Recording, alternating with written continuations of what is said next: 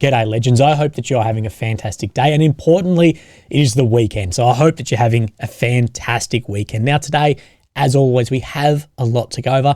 Come and join the Telegram if you'd like, or come and pick up some merch before the end of the financial year. Now, today we need to have a look at the maps, as there is a lot of changes being shown on the map. We need to have a look at some strikes and some geolocations as well, and some claims, some very large claims about strikes as well. We're going to look at what Denmark has said about the F-16s, some of the problems, and when will we actually then see these come into play on the battlefield. Now, yesterday we saw, of course, the Biden and Trump debate. I released a full video of how I think that will affect the war, not only now, but then into the future. Go and watch that. I don't want to spoil myself a view, but basically what it all boils down to is if it is looking like Trump is set to negotiate a deal, then we may see some big moves on the battlefield to try and recover or take as much ground as possible in the next few months before winter sets in, while Ukraine is trying to secure then funding promises that go then beyond the election. And today, then, I saw exactly this come out from the Deputy Prime Minister for European and Euro-Atlantic Integration, has said on Ukrainian television at the NATO summit, we're working to secure a guaranteed financial commitment on military aid so we are not dependent on the political processes in the US or any other allied country, although this has run into a lot of problems previously for this $43 billion. But that is basically what the video boiled down to. But we make a few assumptions there. We don't know exactly the status of the Russian forces. We don't know exactly how the economy is looking. We don't know exactly the strength of the forces. We don't know exactly the strength of the industry. And all the previous forecasting of this has been, well, most of it has been incorrect from claims about when things will then run out. We don't know exactly that. Who does know that is Putin. Now, of course, a negotiation requires Zelensky and Putin. Now, the US can change this entire war for Ukraine. It's got it by the balls for funding. Zelensky himself has said that this could not continue without US funding. But on the other hand, with Russia, we don't know exactly how that is sitting. We are assuming that Putin would be interested in that deal. Now, I believe he probably would be from what we have seen the messaging recently. But again, the war ends and it would be along whatever line is sitting at that time. That's why over the next few months before then winter hits, before if Trump wins, we may see some very large efforts to try and take back. The issue with desperate attacks is if you're not ready, it could jeopardize everything.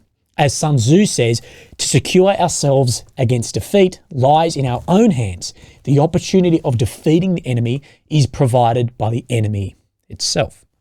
Now, I need to talk about some strikes and then we'll look at these F-16s and will we actually then see the F-16s participate?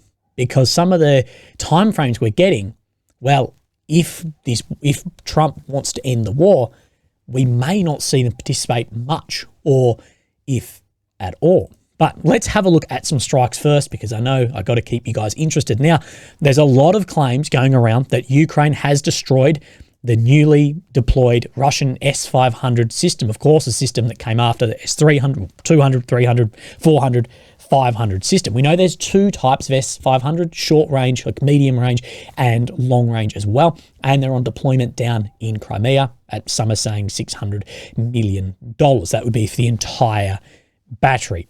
But we have no official confirmation yet, although all the Ukrainian bloggers are reporting it. And we don't have any photographs yet. So with any claims, even official claims, whether it's Russian MOD, Ukrainian MOD, wait for photographs or satellite imagery of this. Now, we have some footage inside of the thermal power plant in Ivano-Frankivsk as well, said that it is destroyed and cannot be restored. Of course, this is an ongoing problem Ukraine's going to be facing, and the ICC has seen this, of the energy crisis that we'll be heading into then the end of the year. And things like this will play into then negotiations if that then takes place. We have seen as well, then Russia is saying that they have taken out then a M270. Now, an M270 is basically just a tracked HIMARS. It's the same rockets on the back of it here with an Iskander, but there is some doubt on this. So we see this to me is an M270 moving down the road, and then we have a cut in the footage, and then this vehicle entering then this warehouse. Now, what we do see here is it switches over to thermal, and we do see an Iskander and I scanned a strike here, and then we do see what look like then secondaries in this fire explosion that has then occurred in here. So, right there you can see then more explosions. But people have pointed out that this isn't an M270. In the beginning, yeah, this looks like it, but this looks like a significantly different vehicle, maybe a fuel truck, maybe that is then the secondaries taking place there. But you're hitting a warehouse. We don't know what is in that. But again, this is why we critique and look at footage and go, what is this actually showing? But we do have footage here that Russia has released of then S-300 system being taken out. Now, I can't remember exactly what this system is called, but this apparently takes multiple hours to both put up and take down, and that it is in a position where Ukraine is willing to have that out. But from the drone for this S-300, for this radar EW system, then has been spotted and taken out with our Iskander missile as well. In the tree line here, the bloody drone operator must have bloody Michael J. Fox and thumbs, and you can see that this has then been destroyed there too. Like with those Iskanders, and I actually have a video coming up with an electrical engineer, PhD. The kill chain of the on target from the drone to something dropping has increased dramatically. I think there may have been an improvement maybe to laser guidance on there, but I'm not sure. Now, I want to talk about F-16s released by then Danish media here. Now, let's have a look over this article. I think this is very telling and it's very honest. Now, this is from then Jane Dam, the head of the Air Force.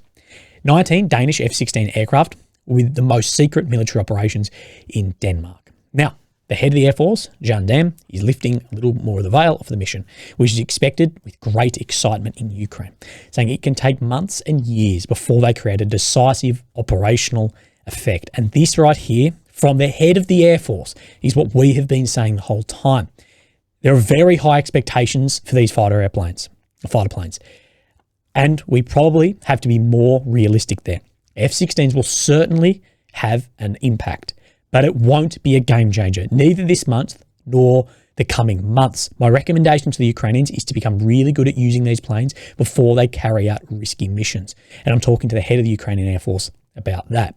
The fighter planes will especially give the Ukrainians a morale boost, and the new pilots will have fundamental skills to conduct aerial combat and make missile attacks against the ground. But we have spoken about the expectations on these planes, and I get comments of this every day. Wait till the F-16s there, blah, blah, blah. We saw the same with the Leopards, the Charlies, the Abrams, to then no real effect. And I think this is so many people are hanging their hat on these F-16 to change everything.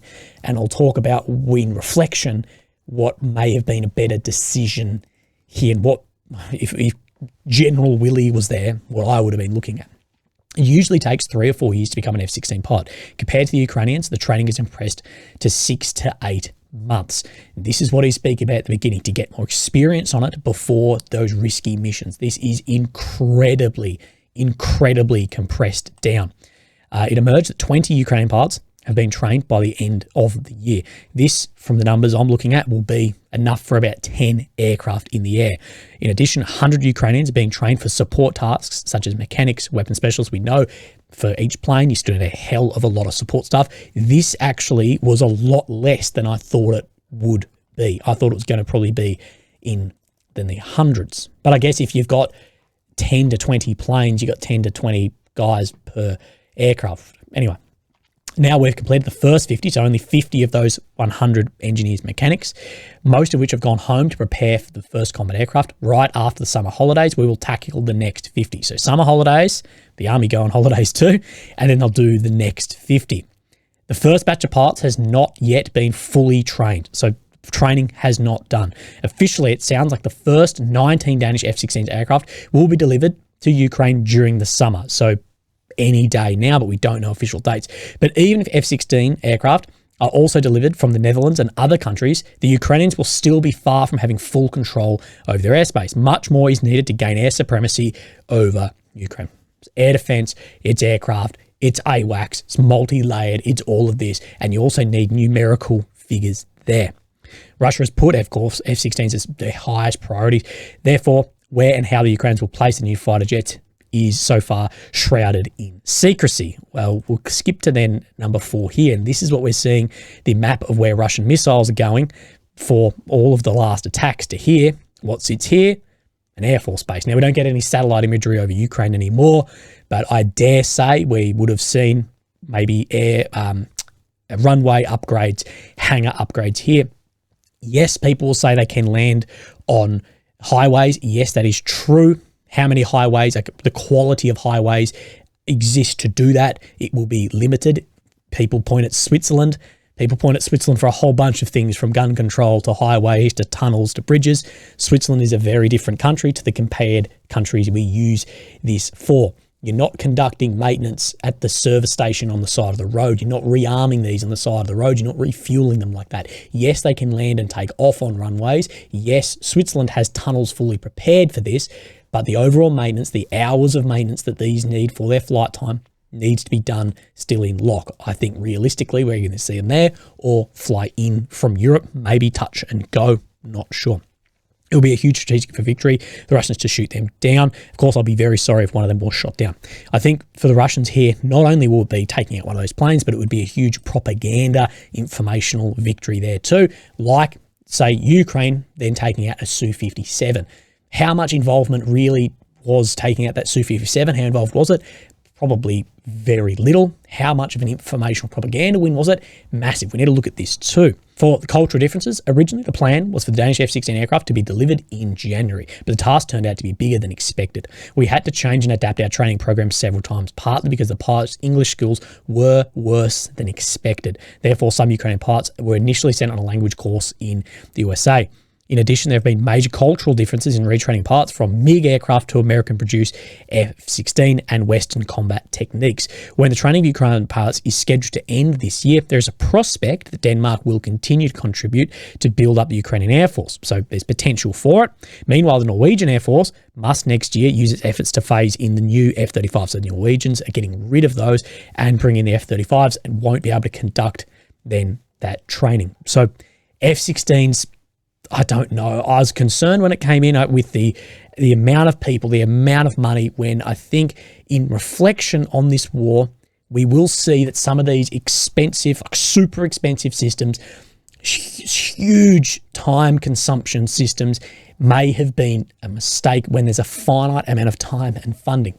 The billions that have been spent on Western tanks, fighter aircraft, along with the thousands and thousands of man hours into this, personally, I think this effort would have been more effective to train thousands of more drone operators and hundreds of thousands more drones or shells for the same effort and same cost.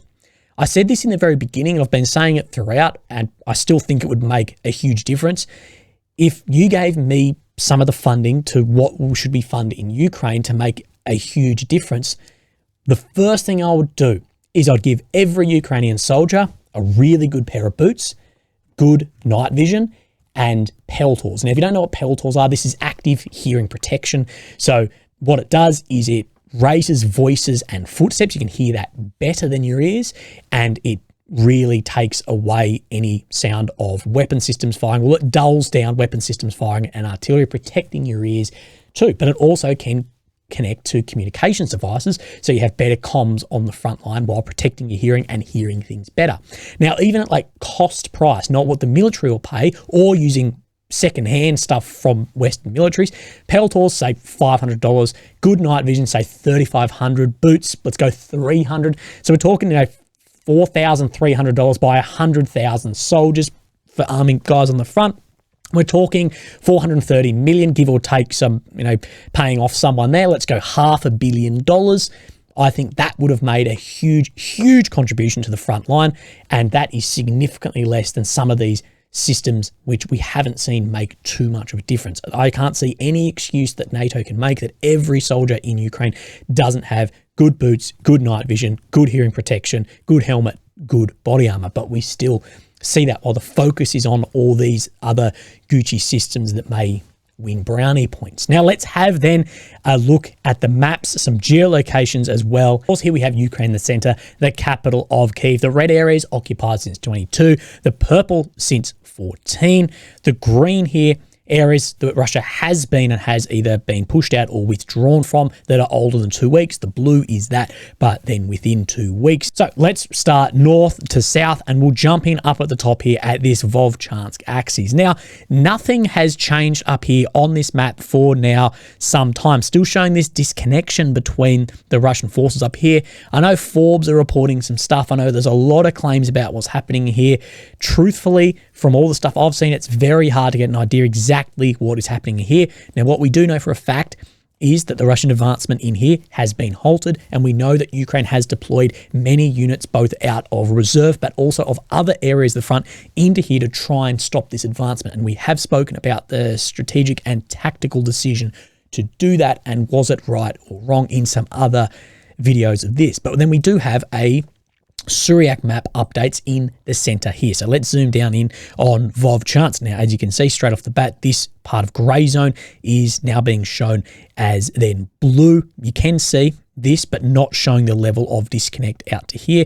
And you can see that the Ukrainian control area and gray zone has increased into the center of Vovchansk more than that Ukraine's own map is then showing here. This area is just being ignored on this map. I don't know why. From Tuve axis, the rotations allowed Ukrainian army to re-enter the positions on this street in Vovchansk. The fighting with Russian army continues throughout the city with great intensity. We know Ukraine has many, many more units in here than Russia does. Now let's come across. We don't see any updates on then the Sinkivka axis or then the Berestov axis, but we'll move our way down a little bit. And this blue we saw the other day towards Terny, but just to the north of here, then we see towards Nevsky that Russia has made some ground then in here today with this step up through here. Now that isn't reflected across then the Syriac maps, but if the Ukrainian map is showing a Russian update, then we'll take that, I guess, at face value. Now we come down Kremenar Forest in here. We have seen that Ukraine has made on this map some ground back in here, but we do have some interesting footage here too that I hadn't seen before. Now I'll show this on the Telegram because I can't show it here, but we can see a Ukrainian speedboat down here, and then it is struck with a Russian Lancet drone. Now this is in a very interesting area. So we see that this then the Seversky Donetsk River here, and let's jump back across onto this map, and that it is in just the river just about here. So you can see the problem that gets created for infantry when you have something like a waterway here. And what we can see here too in this direction is that Russia has made some ground over the past 24 hours in this direction. Bilohorivka, no changes being shown. We'll continue our way down to the south, and then we get to Bakhmut, Chasiv Yar front.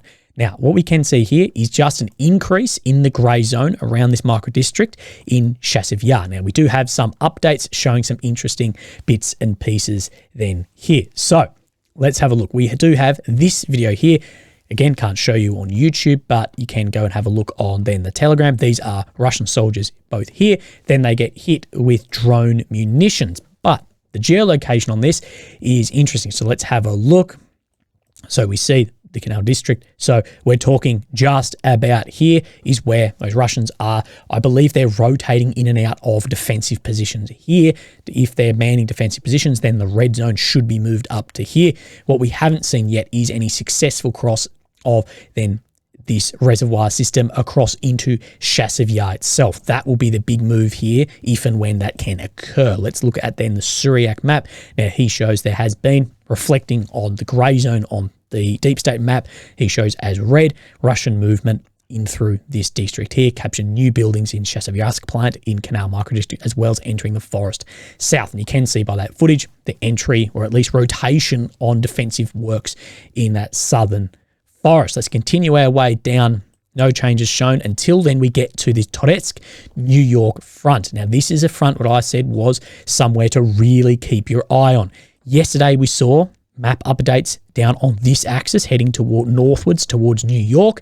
Over the past week, we have seen then basically this area move up from here. And today we're then now seeing I'll never miss an opportunity. Then we will see this movement then here, and you can see how this is looping around into these blocks of Pivnepshi as well, what will then close up this gap between Pevderni and Shumi here. So this is an interesting movement. If it'll let me step forward again. This is an interesting movement here. We can see that Russia have had a withdrawal by this map from these blocks here, maybe a push back, and maybe a shift on the axis here, maybe to a better axis to push on. But that is an interesting movement in here. And like I said, we really need to keep our eye on this front, what is happening here, especially with the flanks of Avdiivka and Bakhmut and the Russian build-up on these there. Now, I don't have a Syriac update showing this today. We come down to the Avdiivka front. We are seeing then these open ground starting to close up. This isn't a surprise. I think we will see this open ground and all this and this open ground eventually close up once Ukraine falls back to its third lines of defense here. The first being in Avdiivka, the second being Semenivka, Badachi, and then the third lines, these open grounds, using then the waterway that runs through here as a natural barrier. So see this close out towards Sokil, this break-in into the next areas of Yavnivka as well, seeing more advancement here. Now, what we have spoken about is what Russia ultimately want in here, we believe, is to get to this intersection, or at least really good fire control on this, because this real effect then supply down into these areas of which we're seeing then the advancement over then here. Now, Syriac Maps update shows what we are talking about on this map. So this is on, zoom in correctly. So this is showing movement on Syriac in this direction. So see this reservoir just to push out to the north, getting this paddock here. I think what they'll be trying to do is push up this road, expand control so they don't get cut off, up, then expand control. That's what we have seen happen basically from Osheretne all the way up, fattening that level of control, reducing your chances, your odds of then getting cut off. Now, let's push then a little bit further. We see that movement, Krasnoyarivka. Now, no change shown on this map in here for a little bit of time. We did see the other day the red zone increase in here maybe 48, 72 hours ago. Now, we didn't see on the Syriac map update an increase on some territory, both on the eastern side and on the Russia's northern advancement in here as well. The grey zone and some other map movements do reflect that Russia is having some advancement in Krasnoyarivka. Now, we'll come down. Now, Madiinka, this is where these maps show vastly different, except, I guess, for the grey zone in here. Now, let's have a look. Now, what this map is showing at, and I'm not even going to try and pronounce it, but this Maxi Malinivka, okay, I did try and pronounce it. We are showing by the Syriac map update that Russia is attempting a break-in and has had a break-in out to here. So what we're looking at is, see these buildings here? These are these buildings. So this map is saying that Russia is right out to where this tree line is here and this road. So beyond even the grey zone on this map.